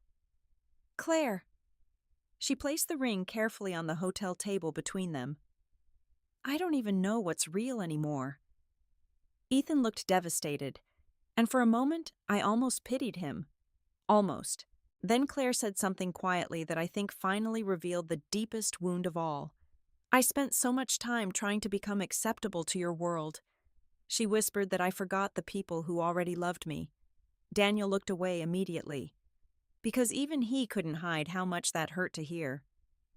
Ethan stood motionless for several seconds. Then finally, without another word, he picked up the ring and left the room. The door closed softly behind him, and for the first time in months, the silence no longer felt fake. After Ethan left the hotel room, Claire sat completely still for a long time. The engagement ring had left a pale mark on her finger. I kept staring at it without meaning to. It's strange the details you notice when your life changes suddenly. Tiny things. Marks on skin. Wrinkled receipts. Cold coffee sitting untouched. Proof that something existed moments before disappearing. Daniel quietly gathered the wedding paperwork from the table and placed it back into the folder. The sound of papers sliding together seemed unnaturally loud in the room. Claire finally whispered, I can't believe I almost married into this. Daniel looked at her carefully. Yes, he said softly. You can. She flinched. And although part of me wanted to protect her from further pain, another part knew Daniel was right. Healing couldn't begin until honesty did. Claire stood up suddenly and began pacing. I ignored everything she said. Every warning sign. You wanted to believe them, I replied gently. No, she said bitterly. I wanted them to choose me. That sentence cut deeper than she probably realized. Because now we were finally reaching the real truth beneath all the wedding drama. This had never only been about money, or social status, or a luxury ballroom. It was about Claire desperately wanting validation from people she considered powerful.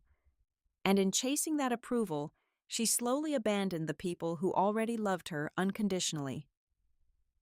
Around noon, Claire's phone rang again. Victoria. The name alone changed the atmosphere in the room instantly. Claire stared at the screen with visible dread. Daniel said nothing. Finally, she answered. Hello? Even from several feet away, I could hear Victoria's sharp voice exploding through the speaker. Where are you? She snapped immediately. Claire closed her eyes briefly. I needed space. Space? Victoria sounded outraged. Do you understand the humiliation your parents have caused your parents? Not we caused. Not there's been a misunderstanding. Your parents. Claire looked exhausted already. They canceled because we excluded them from the wedding. Victoria scoffed loudly. Oh, please. They're being emotional. Something inside me hardened permanently hearing that. Emotional. As though human dignity was some embarrassing overreaction. Claire's voice shook. You told me not to invite them. I advised you to avoid unnecessary social complications. Daniel actually laughed quietly from across the room. Claire heard it too. For the first time since this nightmare began, something changed in her expression. Not confusion, not guilt. Anger. Real anger. You called them visual clutter, Claire whispered. Victoria paused, then answered calmly. Well, large events require careful presentation. I watched my daughter's face completely transform, and suddenly I understood something heartbreaking. Claire had spent years trying to earn approval from a woman incapable of genuine love. Victoria didn't love people. She evaluated them. Claire's voice became steadier now. You let my parents pay for almost everything, temporarily. You lied. No, Victoria replied sharply. We adapted to circumstances. I nearly laughed from disbelief. Every cruel thing this woman did came wrapped in elegant language. Manipulation became adaptation. Humiliation became image management. Exploitation became financial planning. Claire looked physically sick. Did Ethan know? Another pause. He understood the importance of maintaining stability. That was answer enough. Claire's eyes filled with tears again, but this time they looked different. Not weak. Furious. You used me. Victoria's tone hardened immediately. Be very careful with your words, Claire. Everything we did was for your future. My future. Yes. Marriage requires strategic thinking. Connections matter. Appearances matter. There it is again, Claire whispered. Victoria continued as though she hadn't heard her. After the wedding, things would have stabilized. Ethan's opportunities would improve. Investors would regain confidence. Your families would eventually combine resources. Resources, Claire repeated. Yes, obviously. And then Victoria made the mistake that destroyed everything permanently. She laughed lightly and said, honestly, your parents should have been grateful their money was helping elevate the family. The room went dead silent. Even through the phone speaker, I could hear the arrogance, the entitlement, the complete absence of shame. Claire looked like she'd been slapped.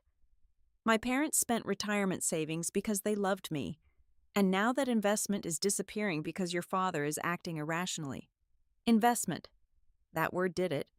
I watched something finally snap inside my daughter. No, Claire said quietly. Victoria kept talking. Claire listened carefully. If you walk away now, people will remember this scandal forever. No. You'll destroy Ethan's future. No. You'll embarrass both families. Then Claire said the sentence I had needed to hear for months. My parents are the only people in this situation who haven't embarrassed themselves. Complete silence. Victoria sounded genuinely stunned. Excuse me? Claire stood straighter now. You manipulated me. You insulted my family. You treated love like a business merger. Claire. And the worst part? Claire continued, voice trembling with emotion. I let you.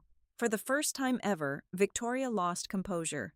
You ungrateful little girl. Daniel's expression darkened instantly. But Claire no longer looked afraid.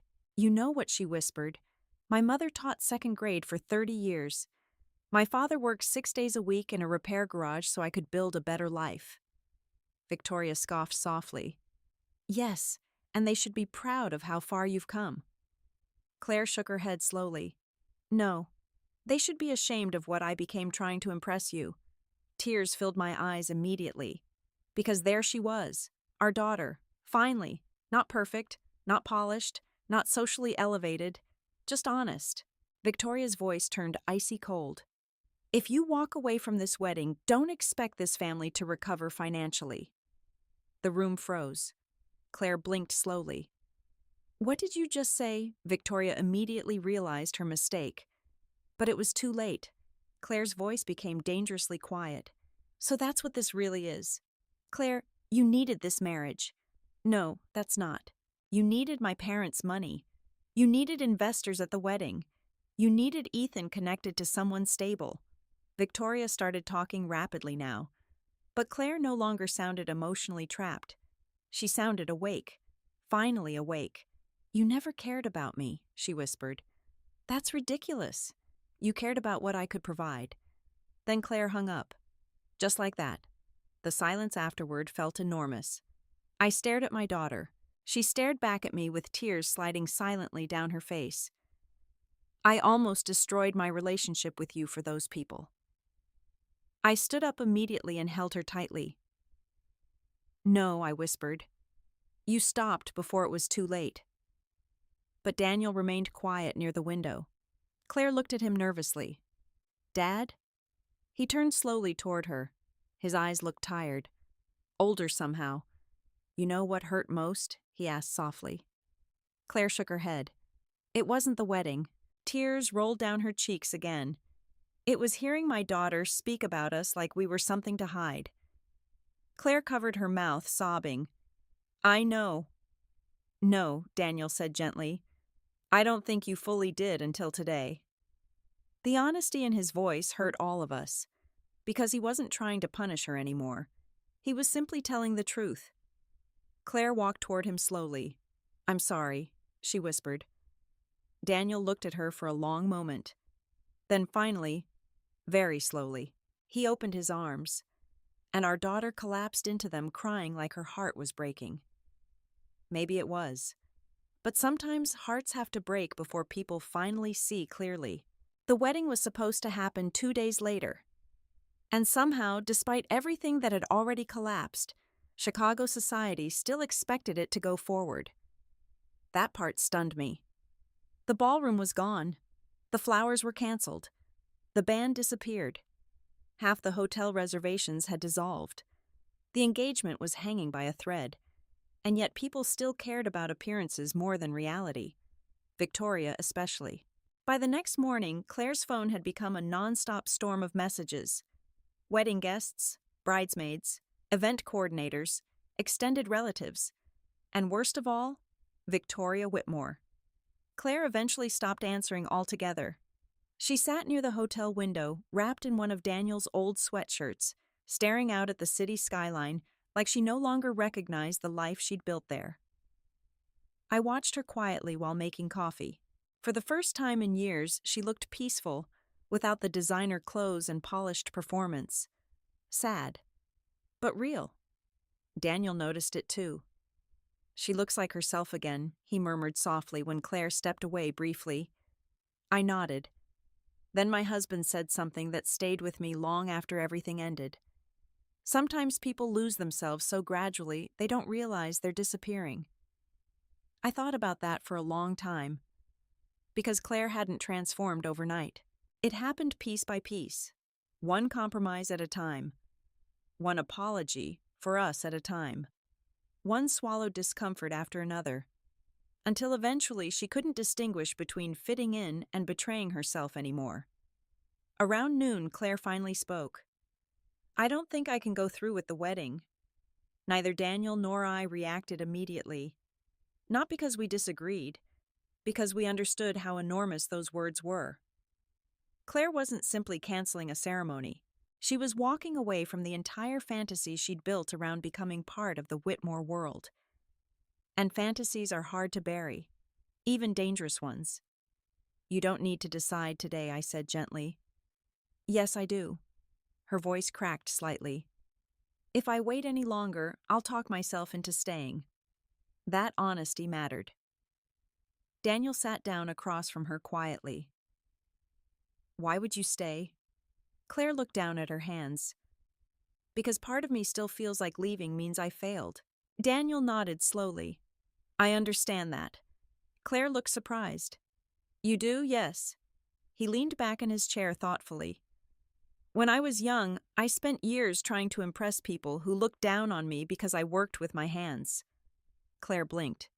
You never told me that. Because eventually I stopped caring. Daniel gave a small, tired smile. But before that, I bought nicer clothes than I could afford.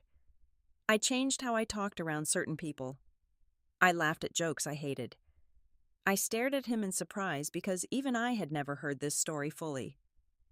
One day he continued, a man I admired called me useful but rough around the edges. Claire winced, and suddenly I realized something. What Daniel looked directly at her. If someone requires you to feel inferior before they'll accept you, that isn't respect. It's control. The room became very quiet. Claire started crying again softly. I hurt both of you so badly. I sat beside her immediately. Yes, I said honestly. She looked startled by my directness. But I was done pretending, done smoothing over pain to protect comfort. You humiliated us, I continued gently. And not just privately. You allowed other people to treat us like we were beneath them. Claire covered her face. I know. No, listen to me. She slowly lowered her hands. You can survive a canceled wedding, I whispered. But if you continue becoming someone who measures love through status and appearances, eventually you won't recognize yourself anymore. Tears rolled silently down her cheeks. I already barely do. That broke my heart. But it also told me healing had finally begun. Because true healing requires grief. Not just for what happened, but for who you became while it was happening. That afternoon, Claire asked Daniel something unexpected. Can I see the receipts again? He studied her for a moment before handing over the folder. Claire sat at the small hotel table for nearly an hour reviewing every document carefully. The ballroom deposits, vendor invoices, travel reservations, cancellation penalties, retirement withdrawal slips. At one point, she started sobbing so hard she had to stop reading. I can't believe you spent this much. Daniel's voice remained calm. We believed we were helping our daughter start a happy life. Claire looked shattered. And instead, I treated you like some embarrassing obligation. I walked over and squeezed her shoulder. Then Claire whispered the question she'd clearly been terrified to ask. Do you hate me? The silence afterward nearly killed me, because I understood why she asked. When people finally see the damage they caused, they start believing they deserve abandonment. Daniel answered first. No. Claire broke down instantly. But I'm angry, he added quietly. She nodded through tears. You should be. And trust takes time to rebuild. I know. That conversation mattered more than forgiveness in that moment. Because real reconciliation isn't pretending pain never happened. It's telling the truth about it. Around 6 that evening, Claire made her final decision. She called Ethan. Daniel and I stayed quiet while she put him on speaker. Ethan answered immediately. Claire. Thank God. His relief sounded genuine. That made everything harder somehow. Because again, I don't think Ethan was a monster. I think he was weak. Weak enough to let toxic people shape him. Weak enough to protect appearances instead of integrity. And weakness can destroy lives, too. Ethan, Claire said softly, I can't marry you. Silence. Then, don't do this. I already should have. We can fix everything. Claire closed her eyes. That's the problem. You still think this is about the wedding. It is about the wedding. No, she whispered. It's about what we became trying to protect it. Ethan sounded desperate now. My parents went too far. I know that. You stood there while they insulted mine. I was trying to keep peace. Claire gave a heartbreaking little laugh. That's exactly what I kept telling myself, too. For a moment, neither of them spoke. Then Ethan whispered, I love you. Claire cried quietly, hearing that. Because endings are painful even when necessary. Finally, she said the sentence that ended everything. If loving someone requires me to become ashamed of the people who raised me, then it was never really love. I closed my eyes immediately, because there it was, the truth. Simple, painful, final. Ethan began crying too then, actual crying. And for one brief second, I think Claire almost changed her mind. I saw it in her face, that instinct to rescue the future she once imagined. But then she looked at Daniel, at the man who worked his entire life without ever asking for anything except dignity. And something inside her steadied again. Goodbye, Ethan. Then she hung up. The room became silent, not empty, not cold, just quiet in the way storms become quiet after finally breaking apart. Claire sat trembling beside the window while Chicago glowed outside in the dark. And for the first time since this entire nightmare began, there was no more pretending left between us. The wedding day arrived anyway. That still feels strange to say. Even after the engagement ended, even after the ballroom cancellations, even after the lies unraveled, the date itself still arrived like a ghost no one knew how to bury. Chicago woke beneath gray skies that morning, cold and rainy for late spring. I remember standing near the hotel window watching water streak down the glass, while Claire sat silently behind me drinking coffee she barely touched. None of us had slept much. Again, somewhere downtown, guests were probably still getting ready out of confusion more than certainty. Bridesmaids were likely checking phones. Relatives were probably whispering in hotel hallways. And at the center of all of it sat my daughter wearing sweatpants instead of a wedding dress.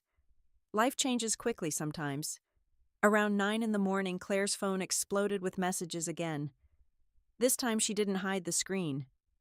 Bridesmaid group chats, confused relatives, vendor disputes, people asking whether the ceremony location had changed. Then finally came the message that made Claire close her eyes completely. Victoria Whitmore. If you humiliate this family publicly today, don't expect forgiveness. Not, are you okay? Not, can we talk forgiveness? As though Claire was the one destroying people. Daniel read the message over her shoulder and shook his head slowly. That woman would blame rain for being wet. For the first time in days, Claire laughed a little. A tired laugh, but real.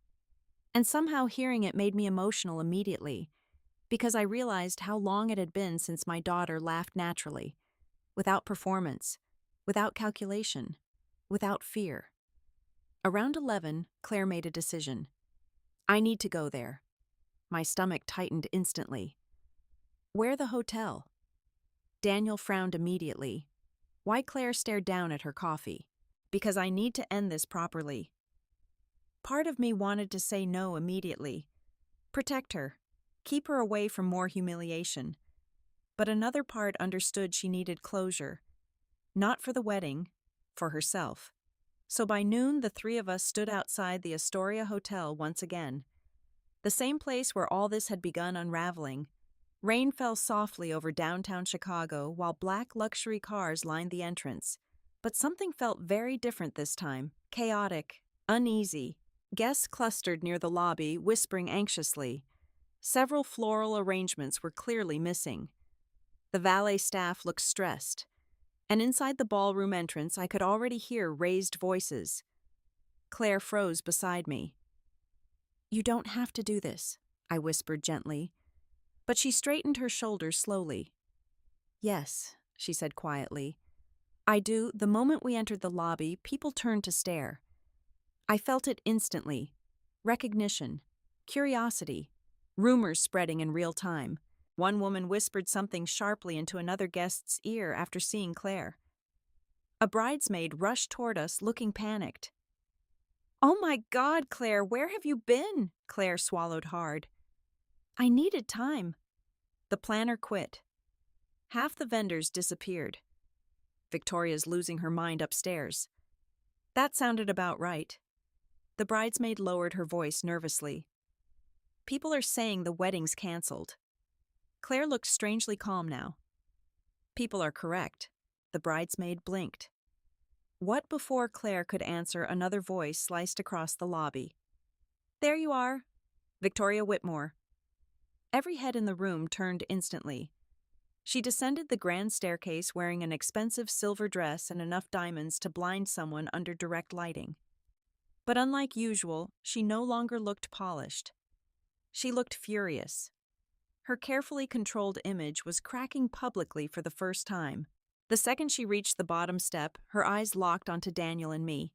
And I swear to you, there was actual hatred in them. This is unbelievable, she snapped. Daniel remained perfectly calm. I agree. Victoria ignored him completely and focused on Claire. Do you understand what you've done? Claire looked at her steadily. Yes. Guests nearby pretended not to listen while very obviously listening. Victoria lowered her voice slightly, but not enough. You are humiliating this family. Claire's expression changed instantly. Not fear, not guilt. Clarity. No, she said quietly. The truth is humiliating your family. Several people nearby exchanged shocked looks. Victoria's face hardened. You ungrateful child. Daniel stepped slightly closer to Claire. That movement didn't go unnoticed. Victoria laughed bitterly. Oh, now suddenly they matter again. The cruelty of that sentence stunned even me. But Claire no longer looked emotionally trapped by her. You know what's amazing? She asked softly. Victoria blinked. For months, Claire continued, I thought being accepted by people like you would make me more valuable. The lobby had become completely silent now. Even the front desk employees were pretending to organize papers while listening. Claire gestured gently toward Daniel and me. But these people loved me before I had designer clothes, before expensive parties, before social connections. Victoria scoffed. Love doesn't build successful futures. No, Claire replied. But greed destroys them. The silence afterward felt explosive.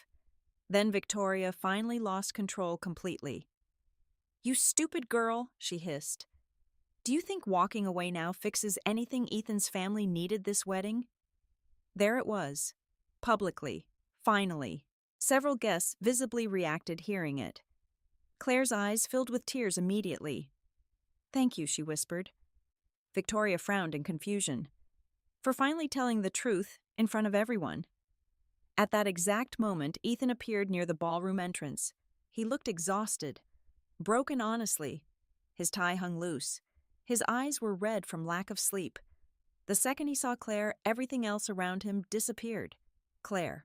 His voice alone almost broke my heart. Because despite everything, I think part of them truly did love each other, just not strongly enough to survive the poison surrounding them. Claire turned toward him slowly. Ethan stopped several feet away. I never wanted this, he whispered. Claire nodded sadly. I know. Victoria looked horrified. Ethan, don't stand there apologizing. For the first time ever, Ethan ignored her. Actually, ignored her. He kept his eyes on Claire. We could still leave, he said quietly. Just us. For one terrible moment, I saw hesitation in my daughter's face. The old dream. The future she once imagined. But then Ethan added softly, we'd figure the money out somehow. Money. Even now. Not trust. Not healing. Money. Claire closed her eyes briefly. And when she opened them again, I knew it was over. I can't marry someone who stood silent while I became cruel to the people who raised me.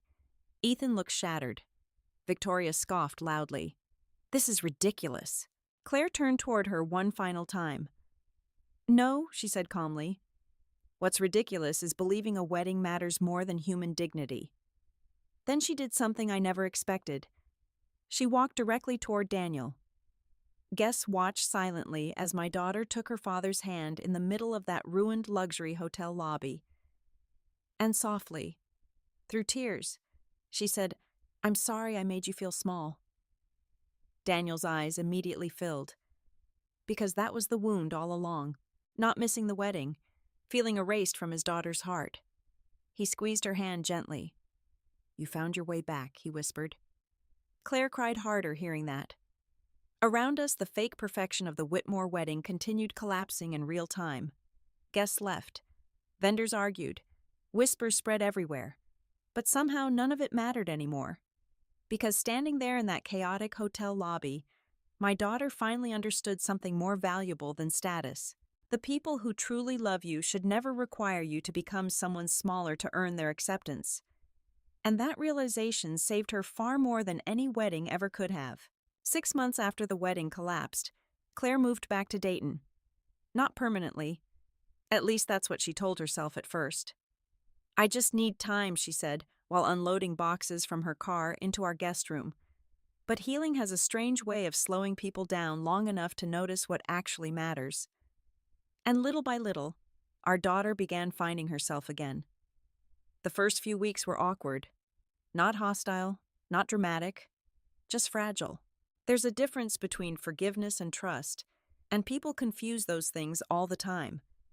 I forgave Claire long before either of us fully understood how to trust each other again. That part took work. Real work. Some mornings I'd walk into the kitchen and find Claire already sitting there quietly with coffee, staring out at the backyard like she was trying to remember who she used to be before Chicago changed her. Sometimes she apologized again unexpectedly.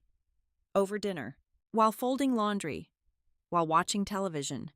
Small broken apologies that seemed to escape her before she could stop them. I can't believe I spoke to you that way. Or I still feel sick thinking about it. Daniel never rushed those moments. He'd simply nod quietly and continue whatever he was doing. Not coldly, honestly, because guilt cannot heal properly when people immediately erase it to avoid discomfort.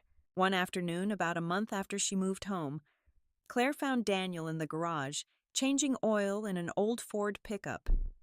Without saying anything, she picked up a rag and started helping him. I watched from the doorway for a while without interrupting. At first, the silence between them looked painful. Then gradually, comfortable. Daniel explained tools. Claire asked questions.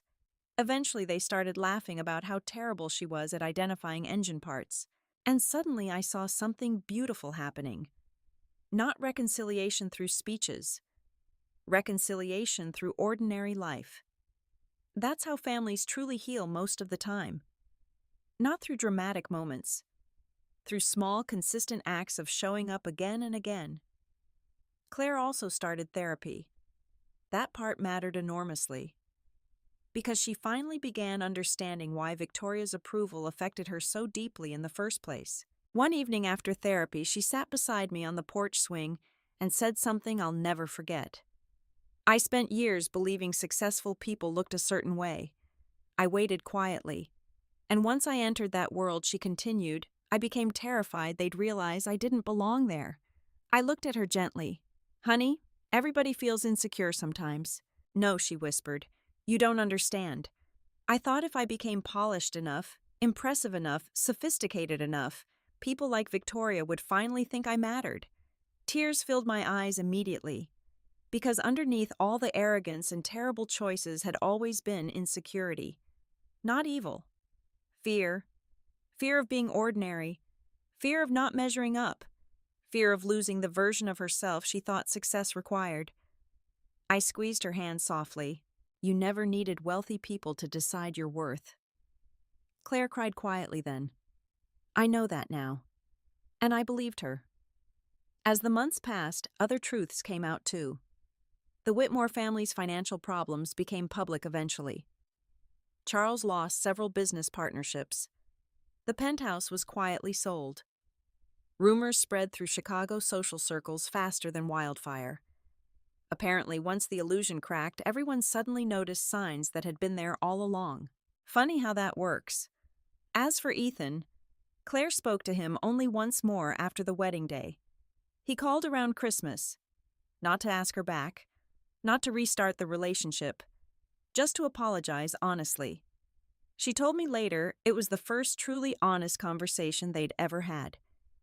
He said he spent so long trying to become the son his mother wanted, Claire explained quietly, that he forgot how to become his own person.